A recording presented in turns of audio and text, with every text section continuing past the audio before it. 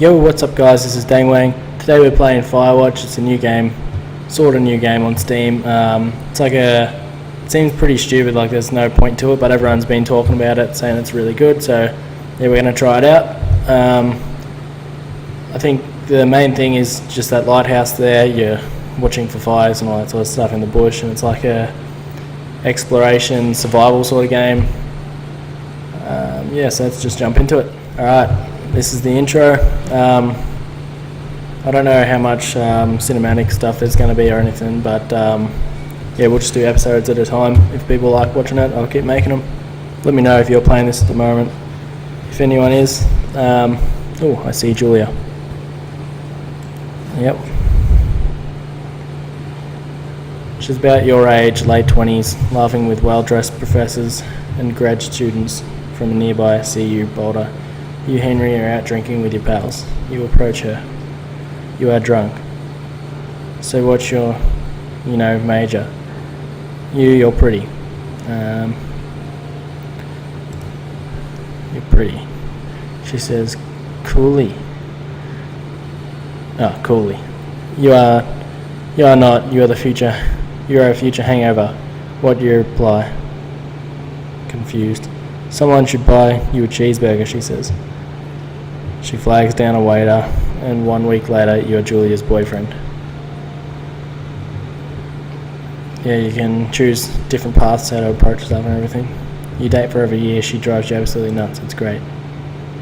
You move in, you share an apartment near the school with a view of the mountains. You two drink beers out on the front deck. You drink beer just about anywhere.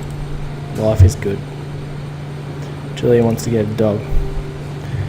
Scruffy undersized beagle Julia's in love with. She wants to bring class with her. There's also an intimidating but gentle-eyed German Shepherd. Nothing bad could happen to Julia while she's walking with this dog. It's badass. Surely the Shepherd. Mayhem's an excellent dog. He loves wrestling with you in the park, and goes with Julia on her runs, even though he's a bit big to bring to school. Julia loves him the same. Mayhem is a friend, child, and pet, all rolled into one. You talk out on the deck at summer, 9:30, and the heat still radiates off the high desert. What do you think about kids, she asks. Get fucked. Kids are not very smart or good at much. I'm saying if you and I have a couple of little idiots. That would be good, one day while I rush. That would be good. Why not get them started early? In that case, we should probably get married. Yeah, like that you say, these kids are going to be screwed up enough. It's probably best for their partners to be hitched. You say she's absolutely right. Roll into chaos. Alright, this is a little world. It's weird, like little cartoony graphics, but it's really nice.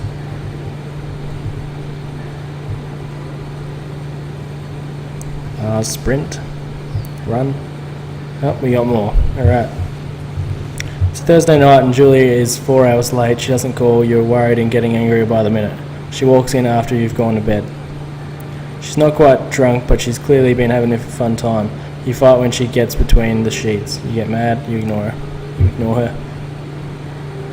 You don't touch each other all night. The next day you feel guilty for being so angry and ask her about her evening. She says it was great. You hold on to a tiny pill of resentment. You make some coffee and go to work. Julia still likes to draw. She draws plants from her research. She draws all the places you go. She draws you. Victoria's Secret model. Julia was right. You are very pretty. Thank you. Alright, back into the little sunset area. Nice and orange.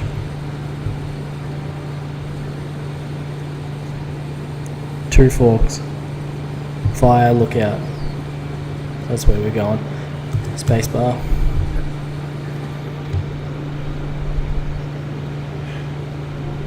Oh, more. 1982. During the summers, you and Julia enjoy walking Mayhem at night. There's a festival in town. It brings in folks from faraway places. One of them tries to mug you with a knife. Mayhem runs away. Mamie, move, fuck the dog. Julia yells. She gets flustered and has trouble speaking when she is stressed. You comfort the attacker. Oh, you confront the attacker. Comfort him, I'm gonna say. You beat his goddamn face in. Your arm gets cut, but you beat the guy to a pulp. You don't feel very tough. You cry your eyes out before the cops show up. Julia asks to take a different path from that day forward. You say okay, you don't want to go that way either. Plans to have kids get waylaid. Julia gets offered a job at Yale. Yale is Connecticut, 2,000 miles away. It's a great job, associate department chair. She wants to move. You absolutely do not. Convince her not to take the job. You tell her that means you two won't have a family. She said that's bullshit. She's totally right. She asks if her taking the job means you won't come with her. You say yes, again, bullshit. But she decides not to take it. Julia is asked to leave Boulder on paid leave, having an episode. She lost it on a colleague for borrowing books that were important to her research. She didn't remember she had happily loaned them to him just 2 days prior. She was found crying in the stairwell. You make macaroni and drink wine. You said maybe you guys should talk to someone. After seeing multiple doctors and having many tests, they are worried that Julia might be suffering from early case onset dementia. She's 41. You both decide to keep it a secret for now. My little journal.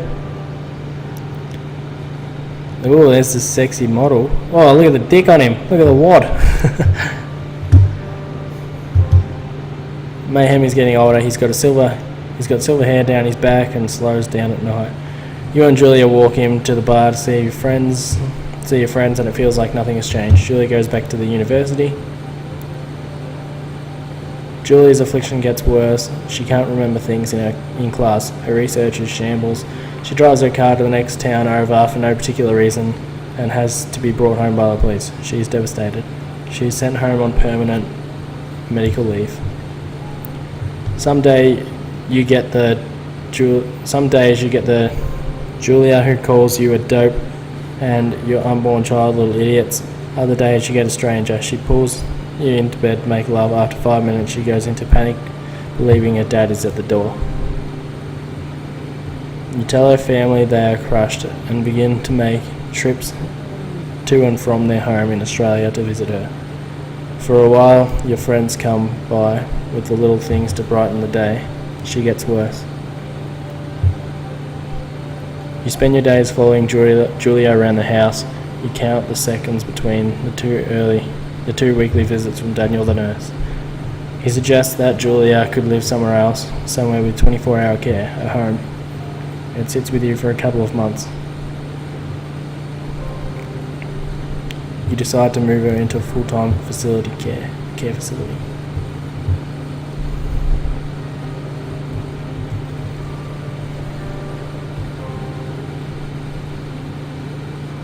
It's a long little story, long intro. Poor Julia though. Bit of dementia.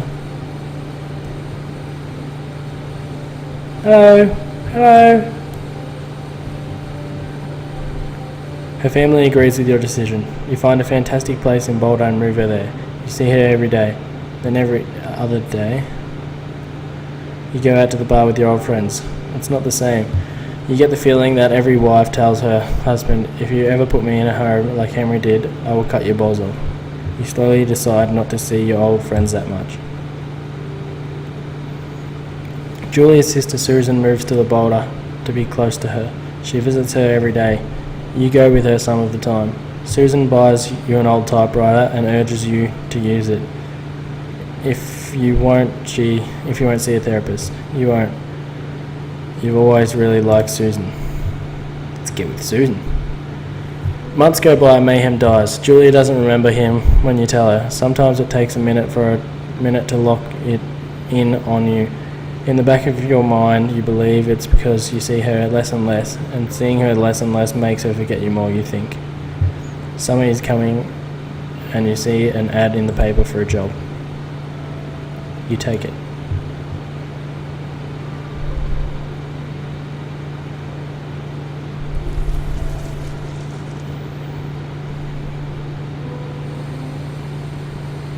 Alright, this is the lookout tower for Firewatch. Oh, something's on my neck. Yeah, I'm pretty sure that's the end of the prologue if we're going up to the tower now, so I'll just end it here. So I hope you guys enjoyed that little episode of reading and everything. The next episode we're going to be getting into some action and some exploring, so yeah, I hope you guys enjoyed the video. If you did, give it a thumbs up. Yeah, but that's it for this episode, so yeah, we'll jump into the next one soon. So thanks for watching, guys. I'll see you later.